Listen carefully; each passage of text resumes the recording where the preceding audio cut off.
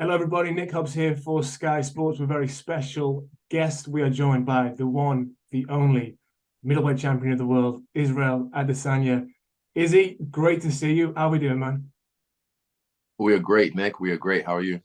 I'm very well. I'm very well. Nice attire. Is this the bathroom robe? What we got on here? Not just a robe. I'm just cozy. I'm chilling. So yeah, get these out the way and I can go back to chilling. So we're talking on the Friday week before fight week down there in Sydney. Your mood seems good, man. You seem very relaxed. This doesn't seem stressed Yeah, at I all. am very relaxed. But no, it's not really weird talking. I'm glad to do these now so that way during fight week I don't get bothered with all these. I've been in the UFC a while now, and I've my especially my managers, they know how to like trim out the fat. So yeah, if you get to talk to me on this, we do it now, and then that way I don't have to deal with it later on. Okay. Okay. Well, we appreciate the time we can get with you, man. We really do. Last time we spoke was actually last year. It was after the Jared Cannonier fight when you came over Mhm. to London. Since then, two fights with Alex Pereira. I wonder if those experiences, two extremely intense fights, one went your way, one didn't. I wonder if you feel like a different man after that. Yes, 100%. 100%. Experiences like that shape you. Experiences in general shape you, but those ones are really extreme. Yeah, the one where I lost in on the biggest stage, one of the biggest stages in the world, Madison Square Garden in New York, and I'm just like, I'm okay. And then just letting everyone know I'm fine. And people were like, are you sure? I'm like, yeah. And then my people who knew me were like, oh, he's fine, so we're fine. And they were able to relax. And the last one where, I shocked the world, and then my people who really love me felt the happiness I was talking about in that moment because I share that with the world. And yeah, that was something, man. These are moments that shape you because of not just the fights themselves, but what you had to go through to get to those fights. No, we don't have long, so I want to pick up on the happiness point you just made there. Mm, Let's just dive straight into the deep stuff. Um, yeah. I remember watching that, and you, with people who can't remember, Izzy was saying he wants everyone to feel the happiness he was feeling that night of overcoming such a great obstacle. I remember at the time watching that and thinking, are you ever going to feel that again? Can you ever reach those heights of that happiness? It's levels, of course. I mean, already I'm thinking when my first kid's born, I'm definitely going to be over the moon. I'm going to be in there, push, honey, push. And when that happens, I'm going to be a sobbing mess. I know me. So I'm going to be so happy, so overwhelmed with joy and emotion. That, bro, is more to life than fighting. That's the thing with me. I think that's what actually even helps me like deal with like the loss that happened in November. I was kind of like, bro, I've had bigger losses in life. Like, this is nothing. And people were like, okay, he's fine. He's fine. I think people are worried about me because they think I'll deal with it the way they would have dealt with it, Yeah. but they're not me. And it's not their journey. So, yeah, bigger, of course. That's not the peak, bro. I never peaked in high school, and I ain't gonna peak now. That mindset, that place you went to for the second fight in the UFC with Alex. How does that mindset compare to how you're feeling right now ahead of this fight with Sean Strickland? Uh, I still tapped into that a little bit. Like I feel like this is a violent game, so you need a little bit of some darkness to be able to get through this. It's not all sunshine and rainbows and martial arts and bow and os. Nah, sometimes it's trying to fight me to kill me to take things that I've worked for my whole life. I gotta get nasty with that person, so I have to tap into that darkness a little bit. And yeah, it's not as much as the last one because the last one was like I was cold blooded, man. I was cold blooded, but I'm not cold blooded. I was cold blooded early for that fight, like weeks out. I was people around me can feel like, man, this guy is a killer right now, even just regularly. And I don't like to live in that mode because it drains, it's a toll on your soul. So yeah, but right now I'm. It's the last hard week of camp. I've got two more hard training sessions and I'm done. And then I get to taper off, work out during the week, and just what's his name? Sean? Sean Strickland. That's right. Oh my god, that was funny. I actually had a brain part there. I was like, what's his name again?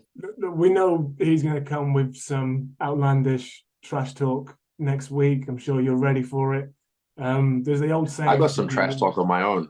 I'm sure you do, but there's the The old guy, the saying. guy, I've owned the guy behind the scenes so many times between me and him, Yeah, and he just knows. I haven't got one of it on tape where he didn't keep the same energy, but it's in front of people he likes to show off, but then backstage he just quietens up again, and I'm just like, oh, there's no crowd here. But guess what? There's no crowd in that cage either.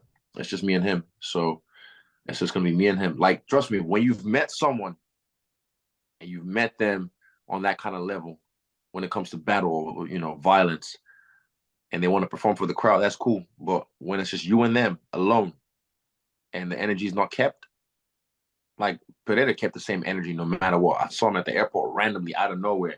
His instant reaction was like, but then he lightened up and we're able to talk and kind of just like talk about his fight coming up because he's a real gangster. Like Sean's just I don't even have the words right now. He's just that. Bleh. So I know who he is, and it's gonna be me and him alone in that cage. I can't remember exactly who the boxer was. I do quite a lot of work in boxing as well. I remember speaking Mm, to one guy.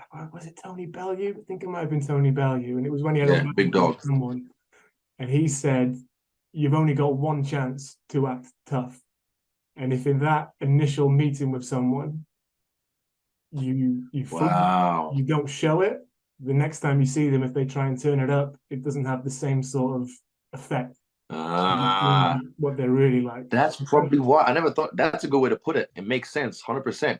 Because for me, when he was on stage talking all that around, I was just like, this ain't the guy just smacked on the ass backstage. I was like, where's all that energy? And he's like, man, I'll come down here right now and fight you. Yeah. Give me your number, get my number out anywhere. Yeah, that makes sense. I like that. Yeah, After you're done, can you get someone to send me a link to that interview when you yeah, were yeah, at Tony yeah, Bellew? sure. I actually want to. I like it. I want. Okay, I'll just Google it. Nik Hobbs, Tony Bellew.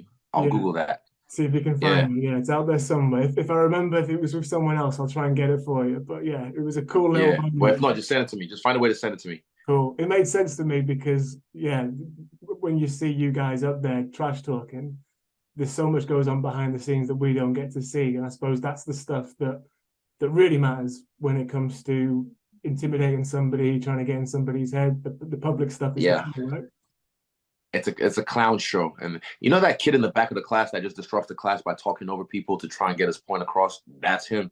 Mm. He has really nothing of value to say, so he just the worst thing he can find about me is just I acted in China.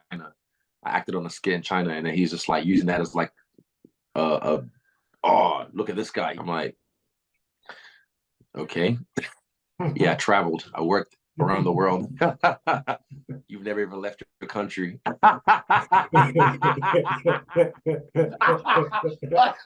Oh, that's funny. I actually just got him his first passport. Literally, he didn't have a passport. This is breaking news. I just got him his first passport to leave the country. So you got him his first passport and you got him his biggest fight. Yeah, I mean, he's gonna buy a boat after this. I already know he's spent his money already. He's gonna buy a boat. So that's why he tried to price himself out of this fight. And I was just like, look, just make this fight happen. Make this fight happen. I told the UFC. So he got his money, I guess. So this is his money fight. So yeah. Uh yeah. That's what his fans are looking forward to the press conference because that'll be the most entertaining part of the fight for them because they know they're about to watch this boy get whooped. Izzy, let's end it with this. I'm not going to ask you for a prediction because I think I know who you're going to say is going to win, and you're not going to give too much away. So let's just leave that there. I know I'm you're gonna big knock on. him out.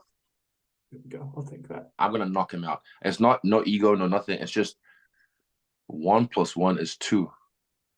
I'm gonna knock out Sean Strickland. It's it's that simple. Okay, you knock out Sean Strickland on the 10th. I know you're big on visualization. How do you see the rest of your year going? And perhaps more interestingly, how do you see 2024 going? What do you see for yourself in 2024, Izzy? Oh, 2024, just running through people, keeping the belt, taking names, getting money, traveling. That's literally my like. I've got bigger dreams than this. If I ever said that out loud, you're getting a few breaking pieces right here. I've got bigger dreams than this. This is one of my biggest dreams that I've achieved, and I still love also bigger dreams than fighting. It's not just about belts or money. It's just fighting, the art of it. He's gonna wrestle me, and when he wrestles me, or tries to, ooh, I'm gonna take his breath away. I'm gonna take his breath away. But yeah, there's certain things I want to do in this game that I still haven't achieved. There's certain techniques I still want to land in a real fight that I haven't done. These are like side missions for me that I want to do. So yeah, you guys focus on the UFC itself as a whole. I'm player one. I'm playing a different game. I'm doing side missions and achieving, like, what you call it, unlocking achievements. Yeah. Well, my man, we can't wait to see what you do on the next level next week. Sydney, Sean Strickland, Israel Adesanya. UFC 293. Yeah, man, we're looking Let's forward go. to it. As always, thank you so much for your time. We really appreciate it. You seem so Thank you, relaxed. Nick. You seem in a great space. And Now I'm gonna go relax some more, bro.